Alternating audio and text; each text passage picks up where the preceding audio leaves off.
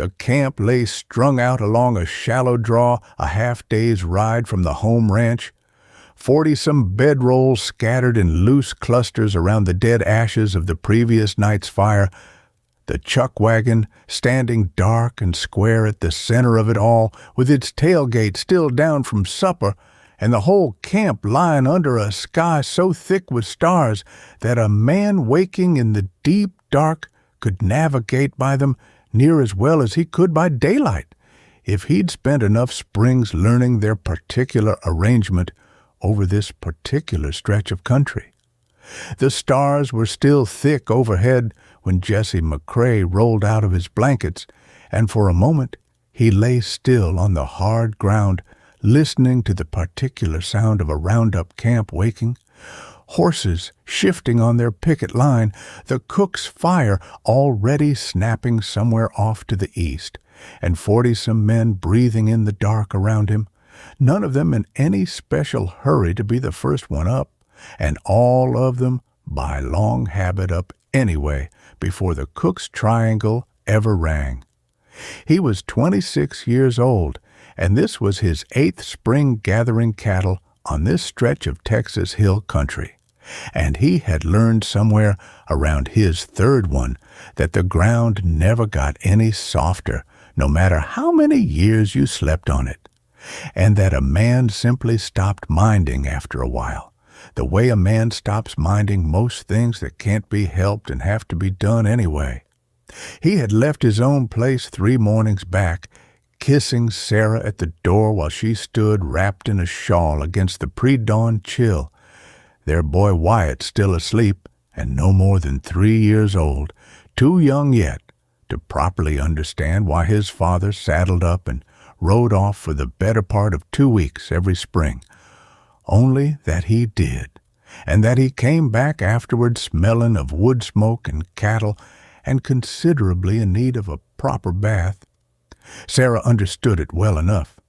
She'd grown up on a ranch herself, 2 counties over, and she managed their own place capably in his absence, same as her mother had managed before her, and same as every rancher's wife in that country managed, because the Roundup asked every outfit's hands to work every other outfit's range and turn, and a wife who couldn't hold the home place alone for a fortnight was, in that country, simply not the kind of wife a rancher could afford to have.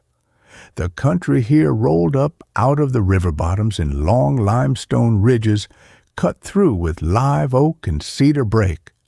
Open range as far as a rider could see in any direction, unfenced, but for the rare drift fence strung along a property line, and somewhere out across 40,000 acres of that country, several thousand head of Hereford and Longhorn Cross cattle had spent the winter scattered thin as they pleased, and it was Jesse's outfit's whole job this week to find them, gather them, sort them by brand, and put a fresh iron on every calf, born since last fall's works. He pulled his boots on in the dark, working the stiffness out of them the way he worked it out of himself, and went to find his horse. The remuda stood picketed in a rope corral at the low end of camp, 40-odd horses catching the first gray light, and the wrangler, a boy of 15 named Dandy Ruiz, who talked his way onto this outfit on the strength of being able to rope anything that moved, already had the morning string cut out and waiting. Same horse as yesterday? Same horse. Dunn's rested, and Boyd says he goes easy on a man's back on a long morning. He'd tell you that himself. Boyd doesn't need telling twice on horseflesh. Man's forgotten more about a good using horse than most riders ever learn. Dandy said this with the particular solemnity of a boy 15 years old repeating a piece of wisdom he'd decided, sometime in the last year, to adopt as entirely his own. Jesse took the dun by a lead rope and saddled him in the cold, working by feel more than sight, the leather stiff and the cinch strap familiar under his hands the way it had been familiar for 8 springs running. Each man on that roundup rode a string of 4 or 5 horses through the week, rather than working one animal to exhaustion. A fresh mount for the morning gather, another held back for the afternoon sorting work, a third kept entirely reserved for whatever roping wanted doing at the branding fire, because a horse asked to do a cutting horse's close, quick work, after already covering 15 miles of brush country by 10 in the morning, was a horse that made mistakes, and a mistake with a half-ton of spooked cow at the end of a rope was not a thing any sensible outfit courted twice. Around him, the rest of the crew was doing the same thing. 12 men from his own outfit and near 30 more from 3 neighboring ranches, because no single spread in that country ran near enough hands to gather its own range alone, and every outfit within 2 days' ride sent men to every other outfit's roundup in turn, an arrangement so old and so taken for granted that nobody troubled to call it anything but simply the way things were done. The cook's triangle rang out across the camp a little before 5, and 40 men converged on the chuck wagon at something between a walk and a trot. Cookie, a leathery, profane, entirely beloved man named Amos Steele, who had cooked for roundup crews across 3 counties for the better part of 20 years, had breakfast laid out on the wagon's fold-down tailgate, and the smell of it reached Jesse well before he'd gotten anywhere near the fire. Sourdough biscuits, a full Dutch oven of them, and a great blackened skillet of bacon, and coffee boiled strong and black in a pot the size of a small bucket, and beans left simmering from the night before because a roundup crew ate beans at every meal that wasn't strictly forbidden by decency and never once complained about it. Morning, McCrae? Amos never looked up from the skillet, which was his particular way of greeting near everybody. You'll want 2 biscuits this morning. Long day coming. They're all long days, Amos. This one's longer. Boyd wants the whole South Range swept before noon, breaks and all. Amos said this the way he said most things, without particular feeling attached to it.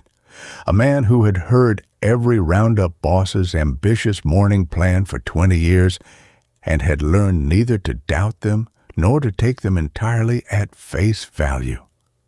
Jesse ate standing, the way the whole crew ate standing, plate balanced in one hand, because a roundup breakfast was not a sitting-down affair, and by the time the eastern sky had gone from black to the deep blue that comes just before color, the outfit's boss, a broad, sun-cured rancher named Hollis Boyd, who owned the home spread this roundup was centered on, had the day's riders divided into gathering parties and was giving out the morning's assignments with the economy of a man who'd given this exact speech at the start of 100 mornings before.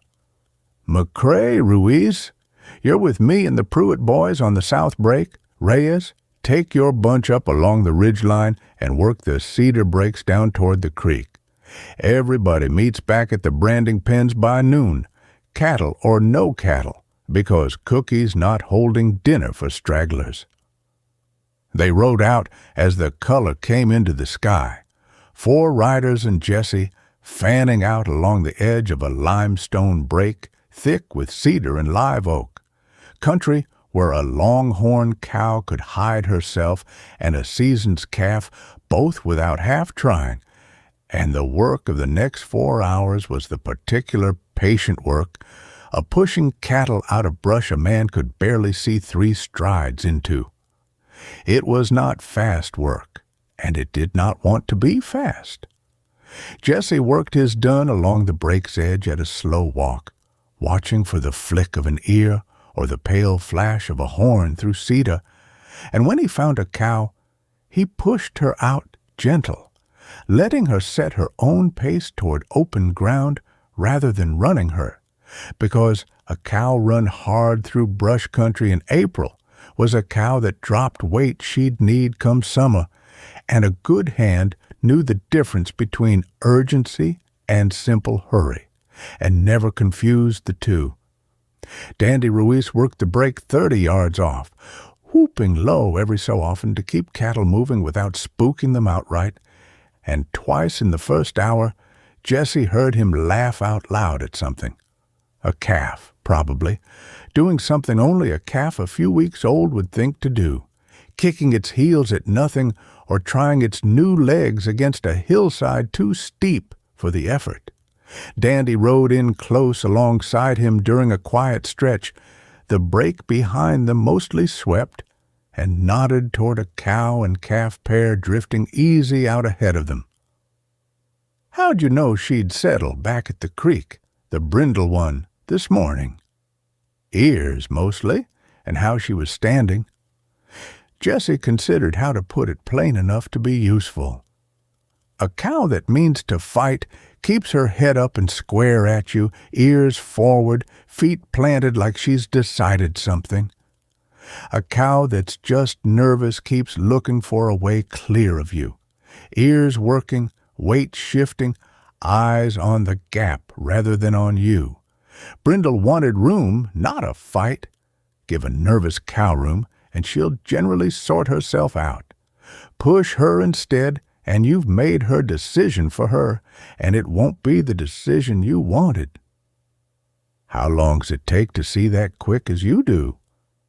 Longer than you've got left this spring, and shorter than you think.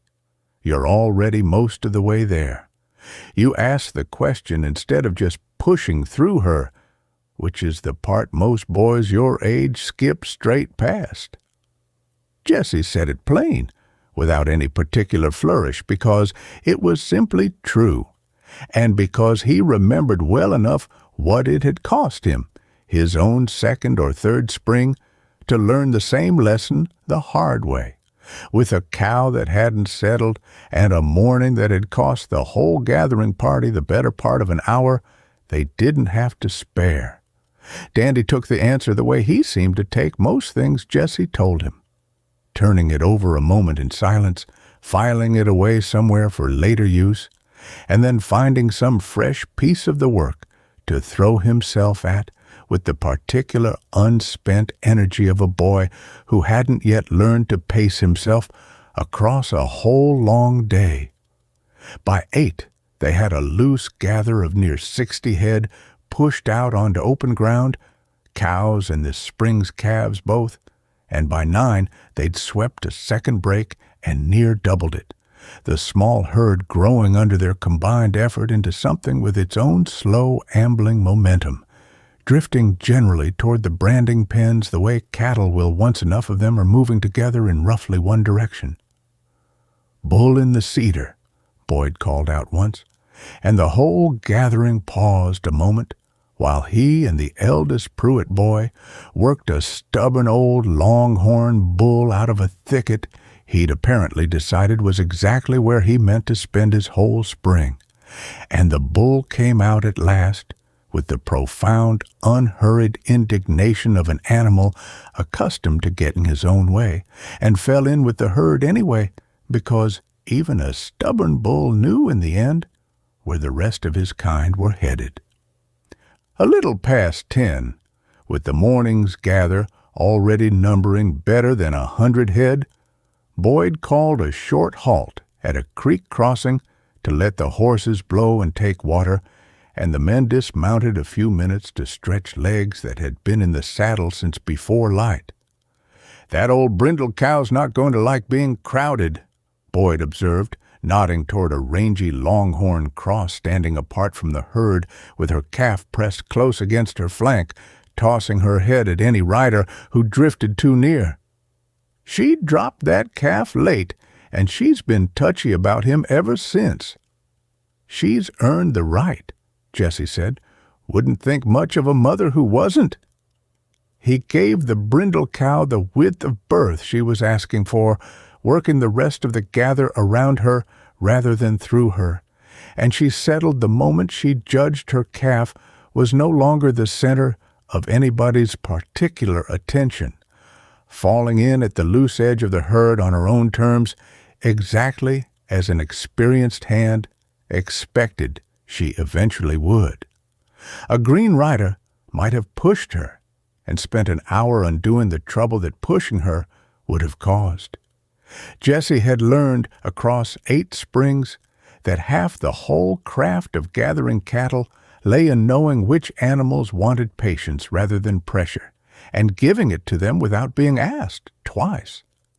They remounted inside of 10 minutes, the horses refreshed, and the gather still holding its loose, easy shape, and pushed on toward the pens with the sun climbing well up into a sky that had gone, by mid-morning, the hard, bright blue particular to the hill country. In April, the branding pens stood in a natural bowl below the home ranch house, log and rail corrals built specifically for this week, and left standing the rest of the year for whatever smaller use a ranch found for them, and by 11:30, riders were bringing gathered cattle in from every direction. Jesse's bunch from the south, Reyes's crew down off the ridge with near 100 head of their own, 2 more parties trickling in from the east range with smaller gathers, until the pens held something close to 400 head milling and calling to each other in the dust. The sorting came first, and it was its own kind of work. Cutting cows from calves and calves from the general mass, done from horseback by riders who could read a herd shifting currents the way a river pilot reads water, easing a horse in alongside one particular calf and cutting it from the herd without ever seeming to hurry or force the matter, the horse doing near as much of the thinking as the rider by that point in most of their careers. Then the fires were lit. 2 of them, iron branding irons laid in the coals to heat. The ranch's own brand, a simple rocking M, kept bright at the working end by years of exactly this use. And the real work of the day began in earnest. It went by team. 2 ropers worked from horseback, catching calves by the heels with the particular economical skill of men who'd been roping since before they could properly walk, and dragging them gentle to the fire where the ground crew took over. One man holding the calf's head, another its flank, a third running the hot iron on with a single confident press that filled the pen with the sharp smell of scorched hair, and lasted no more than a few seconds, followed close behind by whoever was running the knife for the bull calves that wanted cutting, and a man with the vaccine, and it all moved with the particular efficient rhythm of work that 40 men had all done together, enough springs running that almost nothing needed saying out loud anymore.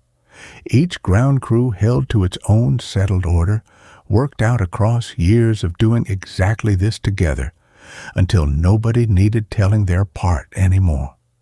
The header threw first, catching a calf around the neck as it broke from the herd, and the heeler came in a half-second behind to catch the hind feet, and between the 2 horses the calf came down stretched and still, and the flanker was on it in the same motion, one knee pinning the shoulder, and the second man took the flank and the free hind leg, and the whole animal went from a dead run to entirely motionless in less time than it took to describe.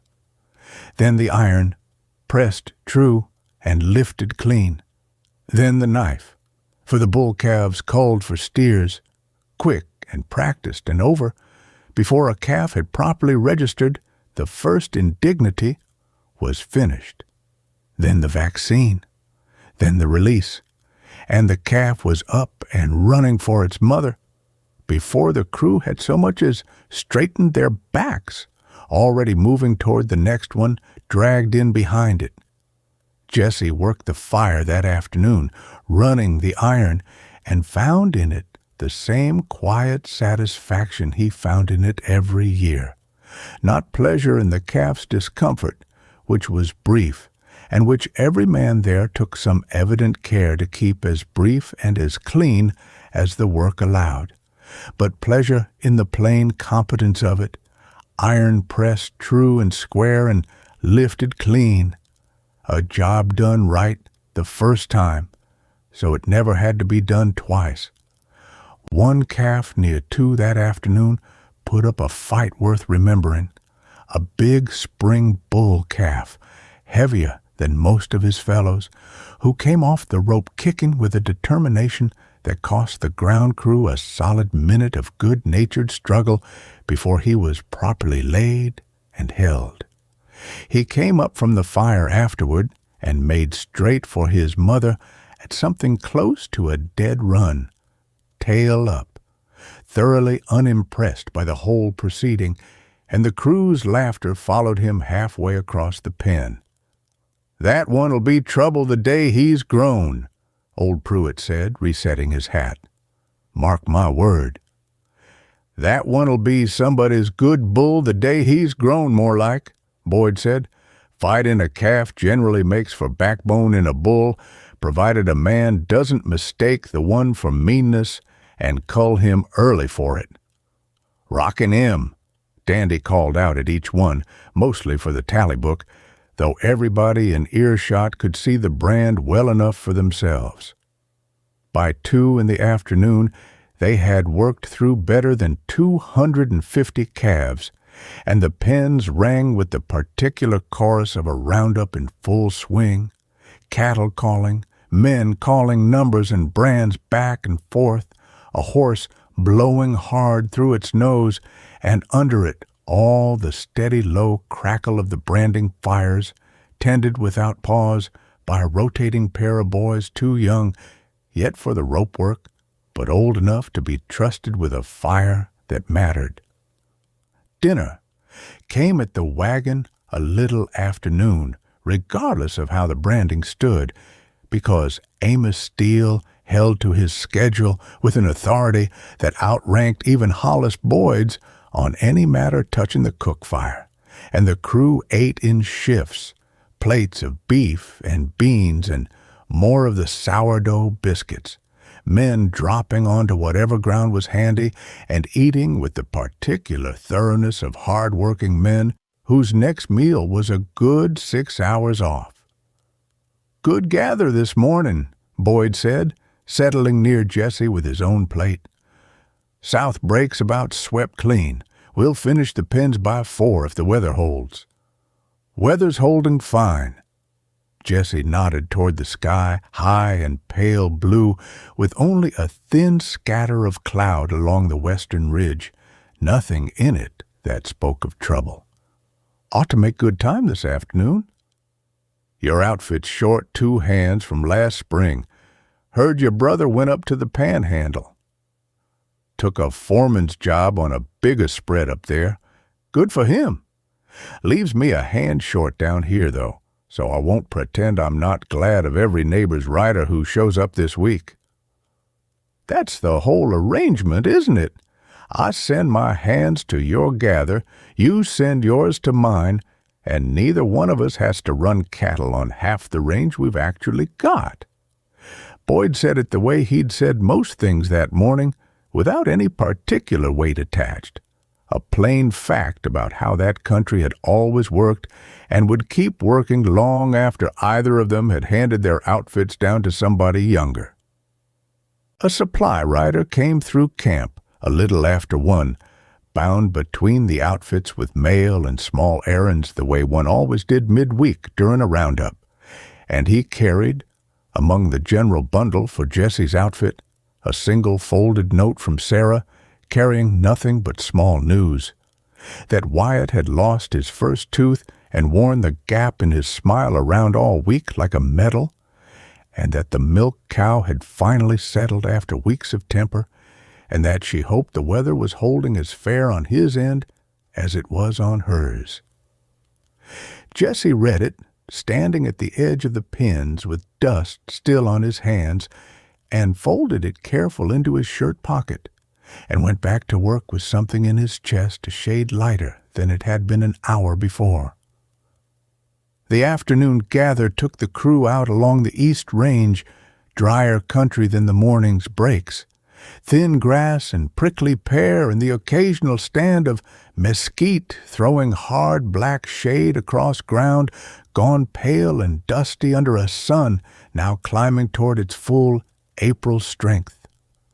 A hawk worked the thermals overhead most of the afternoon, patient and unhurried in a way Jesse had always found agreeable company on a long ride, and twice he saw it drop and rise again with nothing to show for the trouble, which struck him as a fair enough description of ranch work generally.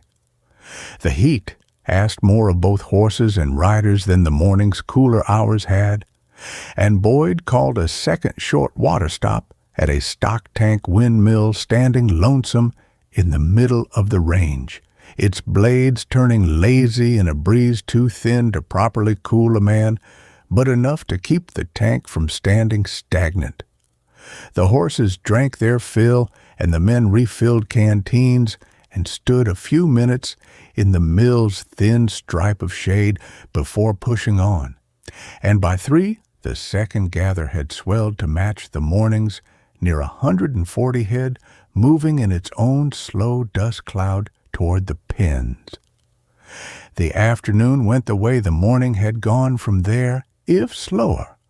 The branding fires kept their steady work at the pens straight through until 4, when the last calf of the day took the iron and was led up and trotted, indignant and entirely unharmed, back to its mother, who accepted it back into her care with the brief, businesslike nuzzling of a cow who had better things to do than dwell on the afternoon's indignity. Midway through the branding, each rider not currently at the fire swapped his morning horse for a fresh one held back from the remuda for exactly this purpose, Dandy managing the exchange with the brisk efficiency of a boy who took genuine pride in a job most of the crew barely noticed him doing, and the fresh horses came into the afternoon sorting work with the particular alert readiness of animals that had spent the whole morning simply standing and waiting their turn. Boyd called the day at 4:30, the tally book showing 311 calves worked, a good day's count by any measure, and the crew turned to the last chore of the afternoon, cutting the gathered herd back apart by brand, each outfit's cattle sorted out and started back toward their own home range under a few riders apiece, the pens emptying by slow degrees as one bunch after another peeled off toward the horizon in its own rising trail of dust. Jesse's own outfit's cattle went last. Near 90 head bearing the Rockin' M pushed off toward home range under Dandy Ruiz and one of the Pruitt boys, and Jesse himself stayed on to help strip the pens and bank the branding fires proper, because a fire left carelessly smoldering in cedar country was a debt that came due sooner or later, and no Roundup boss worth following left that particular chore to chance. Supper at the wagon that evening was a livelier affair than dinner had been. The whole crew gathered in now that the day's work stood properly finished, and Amos Steele had put on a proper spread for it. A full side of beef roasted over the coals since mid-afternoon, more biscuits, a pot of dried apple cobbler that disappeared inside of 10 minutes of its announcement, and coffee poured freely to men who'd more than earned it. Boyd made his way among the crew as the meal wound down, the way a good Roundup boss did every evening, trading a few words with each outfit's hands about tomorrow's range and thanking the neighboring riders by name for another day's Lent labor, an unhurried courtesy that cost him 20 minutes and was, in its own quiet way, as much a part of running a successful Roundup as any decision he made from the saddle. Somebody produced a fiddle after the plates were cleared, one of the Reyes cousins who traveled with it strapped behind his saddle on every Roundup he'd ever ridden, and the music that came up out of the dark that evening was not fine music exactly, but it was willing music. played by a tired man for an audience of tired men who wanted nothing more from it than a reason to sit a while longer around the fire before their blankets claimed them. Amos Steele, done with his own cooking duties for the night and settled now with a plate of his own, produced the one indulgence he allowed himself at the end of a long Roundup day. A battered harmonica he carried in his shirt pocket through every season and played badly but with real feeling for a few minutes after the fiddle had worn itself out. Nobody minded that he wasn't much good at it. A Roundup crew at the end of a long day was not a demanding audience for anything short of the coffee running out. Jesse sat back against his own saddle with a tin cup of coffee going cold in his hand and let the talk wash over him. Cattle prices, and whether the rains would hold through May, and old Pruitt's long, well-worn story about a hard winter years back, told now the way a man tells a story he's told 100 times before, more for the shape of it than the news. Dandy Ruiz, back from delivering the home herd, fell asleep sitting bolt upright against a wagon wheel before the fiddle had played through its third tune, worn clean through by a full day's honest work at 15 years old. Old Pruitt got going on a story a little later, the way he generally did once the fiddle quieted. Not the norther story tonight, but an older one, about the spring he'd first ridden a Roundup as a boy no older than Dandy, years back in an emptier country than this one, when a Roundup crew might go the better part of a month without seeing another living soul outside their own outfit.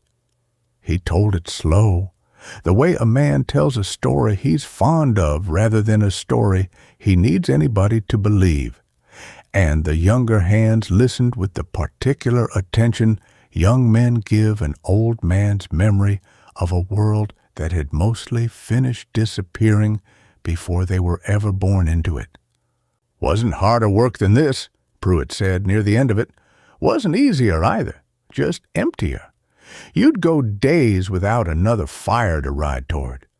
I don't know that I'd trade this for that. Truth told, crowded as it's gotten. A man gets used to having neighbors once he's had a taste of not having any."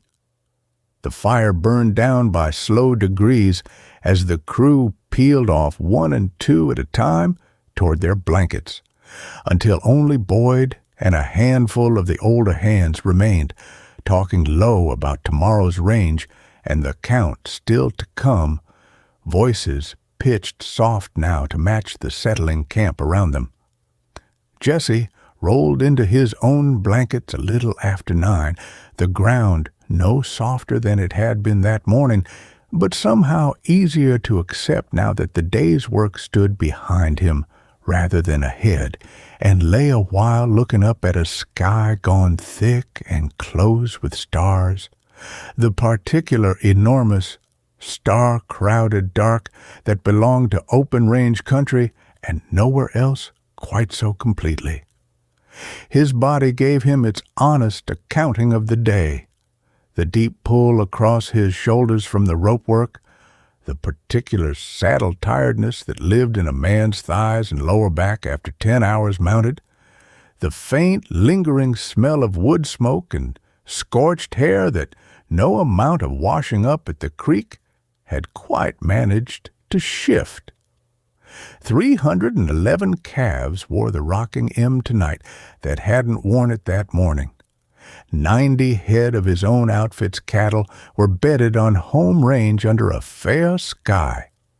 He took Sarah's note from his shirt pocket before he settled it under his saddle for a pillow, and did not need the firelight to read it again, having already gone over it in his mind a dozen times since the supply rider passed it into his hand.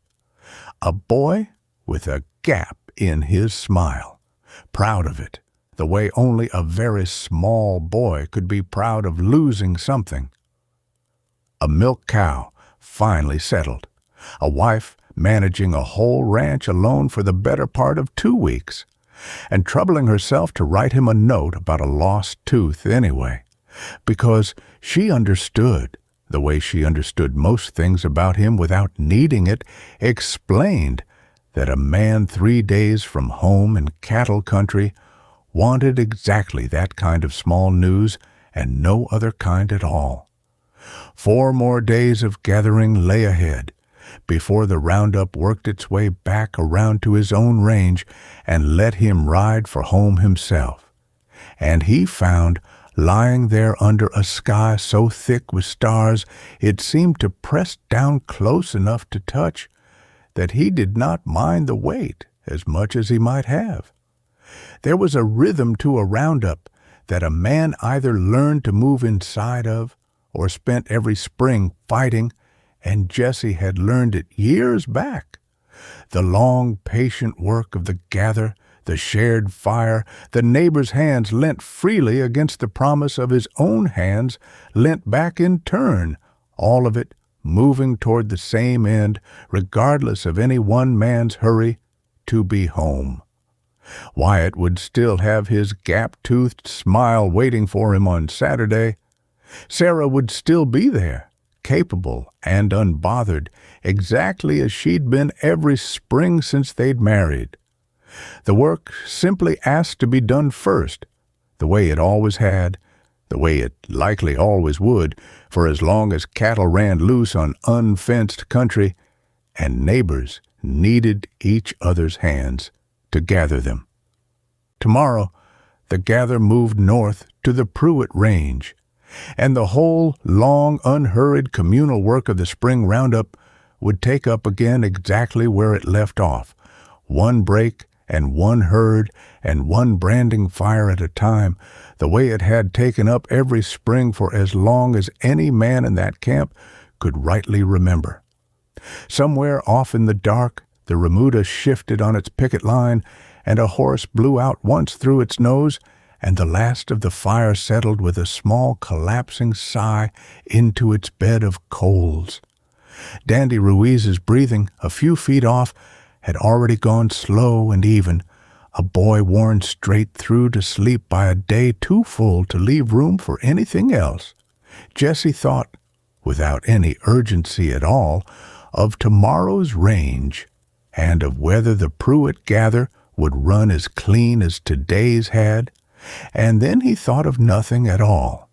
The whole camp settling into the enormous quiet of open-range country under its enormous sky, and Jesse McCrae slept.